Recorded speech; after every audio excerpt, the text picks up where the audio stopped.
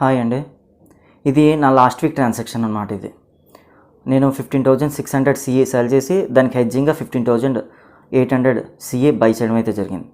ఇంకా ఈ సమ్మరీని కానీ గమనిస్తే సక్సెస్ రేషియో వచ్చేసి 49% చూపించడం అయితే జరుగుతుంది. అండ్ బ్రేక్ ఈవెన్ పాయింట్ వచ్చేసి 15,702. అండ్ దీనికి ప్రాఫిట్ వస్తే కనుక 5,000 రూపీస్ ప్రాఫిట్ వస్తుంది. అండ్ లాస్ వస్తే కనుక 6,100. ఇఫ్ మనకి 15,900 వచ్చినా 6,000 లాస్ ఉంటుంది. అండ్ 16,000 వచ్చినా కూడా మనకి 6,000 లాసే ఉండడం అయితే జరుగుతుంది. 6,000 ఆర్ 6,100 లాస్ ఉండడం అయితే జరుగుతుంది. అండ్ దీనికి నేను పెట్టిన మార్జిన్ వచ్చేసి కేవలం 30,000 మాత్రం పెట్టడం అయితే జరిగింది.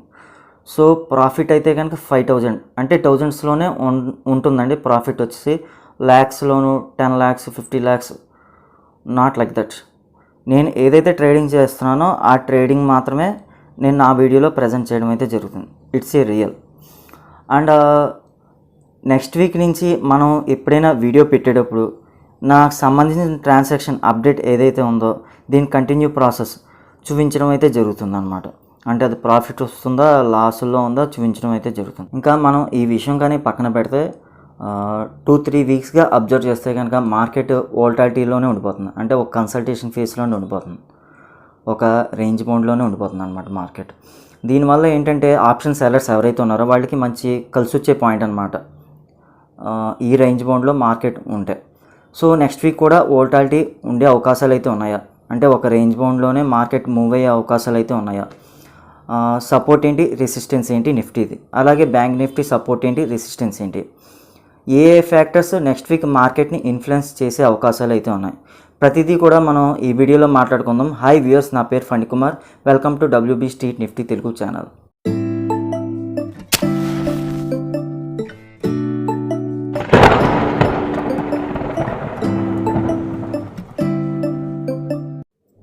లాస్ట్ వీక్ జూలై 2nd నిఫ్టీని కానీ అబ్జర్వ్ చేస్తే 15,705లో ఓపెన్ అయ్యి అక్కడ ప్రాఫిట్ బుకింగ్ జరగడం వల్ల అక్కడి నుంచి కొద్దిగా డౌన్ రావడం అయితే జరిగింది అప్ టు 15,635.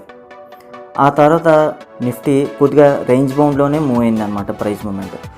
లాస్ట్ 2 hours అంటే క్లోజింగ్ అవ్వకముందు లాస్ట్ 2 hours నిఫ్టీ ఒక స్ట్రెంత్ రావడం వల్ల 15,723లో క్లోజ్ అయ్యి ఒక హ్యామర్ ప్యాటర్న్ క్రియేట్ చేయడం అయితే జరిగిందనమాట. ఈ హ్యామర్ ప్యాటర్న్ అనేది బుల్లిష్ రివర్సల్ ప్యాటర్న్.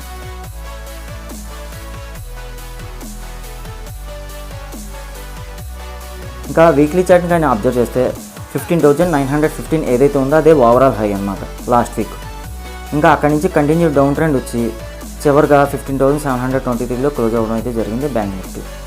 15,723లో క్లోజ్ అయ్యి ఒక బేరిష్ బెల్ట్ హోల్డ్ ప్యాటర్న్ని క్రియేట్ చేయడం అయితే జరిగింది. ఈ బేరిష్ బెల్ట్ హోల్డ్ ప్యాటర్న్ చూడడానికి ఏ విధంగా ఉంటుందంటే అప్పర్ సైడ్ ఏ షాడో లేకుండా lower side big shadow or small shadow ఉండి బాడీ మాత్రం కొద్దిగా పెద్ద బాడీ అయ్యి ఉండేదాన్ని బేరిష్ హోల్డ్ బెల్ట్ ప్యాటర్న్ అనేది అంటారనమాట. ఇది బేరిష్ రివర్సల్ ప్యాటర్న్ అనమాట. ఇది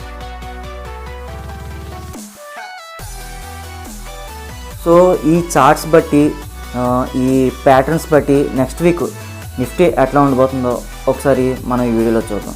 welcome to Nifty next week.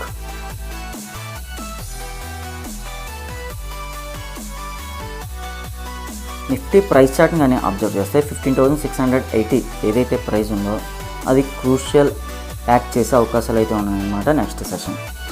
Of course మనకి లాస్ట్ ఫ్రైడే 15,680 పైన సస్టైన్ అయింది, కానీ అది ఇంకొక 2 to 3 days ఉంటే కనుక సైడ్ వేస్ వెళ్ళే అవకాశాలు అయితే ఉన్నాయి. అప్వర్డ్స్ సైడ్ వేస్ అనమాట. అది పక్కన పెడితే నిఫ్టీ చార్ట్లో కొన్ని కన్ఫ్యూజన్స్ ఉన్నాయన్నమాట.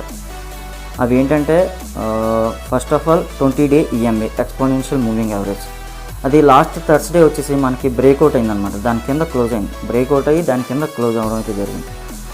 అంతేకాకుండా ఫ్రైడే వచ్చేసి అది బ్రేక్అవుట్ అయ్యి మళ్ళీ అప్ ట్రెండ్లో క్లోజ్ అవ్వడం అయితే జరిగింది. లాస్ట్ 2 hours ఏదైతే స్ట్రెంత్ రావడం వల్ల ఎక్స్పోనెన్షియల్ మూవింగ్ యావరేజ్ పైన బ్రేక్అవుట్ అయ్యి క్లోజ్ అవ్వడం అయితే జరిగింది. దీన్ని బట్టి చూస్తే ఒక బుల్లిష్ ట్రెండ్ మళ్ళీ సూచించడం అయితే జరిగింది.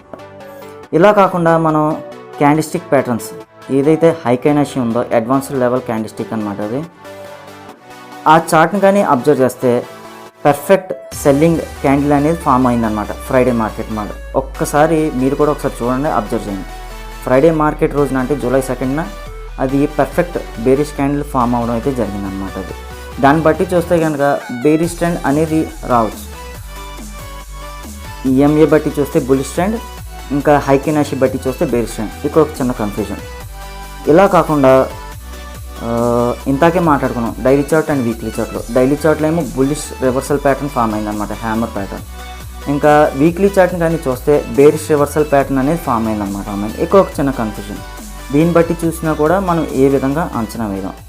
ఇంకా ట్రెండ్ ఫాలో అవుతాయి కనుక, నిఫ్టీ ట్రెండ్ కానీ ఫాలో అవుతాయి కనుక 15,680 ఏదైతే ఉందో అది స్ట్రాంగ్ రెసిస్టెన్స్ అనమాట. దీనిపైన బుల్స్ ఎవరైతే ఉన్నారో కొద్దిగా పుష్ చేయగలిగితే, అంటే 15,680 కాకుండా 15,700 పైన కొద్దిగా పుష్ చేయగలిగితే కనుక నిఫ్టీ డెఫినెట్గా 15,800 to 850 లెవెల్స్ దాకా అతి కష్టం మీద టచ్ చేసే అవకాశాలు అయితే ఉన్నాయి. అలా కాకుండా 15,620 ఆర్ 15,600 కాన బ్రేక్అవుట్ అయ్యి సస్టైన్ అయితే కనుక ఫస్ట్ టార్గెట్, ఇనిషియల్ టార్గెట్ వచ్చేసరికి 15,500. అది కూడా పడితే కనుక చాలా ఎక్కువ డౌన్ ట్రెండ్ చూసే అవకాశాలు అయితే ఉన్నాయి. ఇటువంటి టైంలో ట్రేడర్స్ ఎవరైనా సరే తీసుకునే మంచి డిసిషన్ ఏదైనా ఉంది అంటే కనుక అది కొద్దిగా నిఫ్టీ ఇండిసెస్లో నుంచి బయటకు రావడం అయితే జరగాలి. బ్యాంక్ నిఫ్టీ ఇండిసెస్లో నుంచి అయినా బయటకు రావడం. స్పెసిఫిక్ స్టాక్ యాక్షన్ ఉండే అవకాశాలు అయితే ఉన్నాయి నెక్స్ట్ వీక్. ఏమిటంటే మనకి ఎర్నింగ్ సీజన్ స్టార్ట్ అవబోతుంది నెక్స్ట్ వీక్. అది టాటా కన్సల్టెన్సీ సర్వీస్ కావచ్చు, ఎలియన్స్ సూపర్ మార్కెట్ కావచ్చు, ఏషియన్ హోటల్స్ కావచ్చు, ఇటువంటి స్టాక్స్ అన్నీ కూడా మనకి next week result season start అవబోతుంది అనమాట. వాటి మీద ఫోకస్ చేస్తే కొద్దిగా బెటర్గా ఉంటుందని నా ఒపీనియన్ అనమాట. సో ఇదండి ఇవాళ వీడియో. నా వీడియో కానీ నచ్చినట్లయితే లైక్ చేయండి, షేర్ చేయండి అండ్ సబ్స్క్రైబ్ చేయండి. మీ ఫ్రెండ్స్కి అండ్ ఫ్యామిలీ మెంబర్స్ కూడా నా వీడియో ఉపయోగపడుతుంది అంటే కనుక నా వీడియోని సజెస్ట్ చేయండి. మీ సపోర్ట్ ఇలాగే ఉండాలని మనస్ఫూర్తిగా కోరుకున్నాను. So have a safe trade, have a nice day, bye.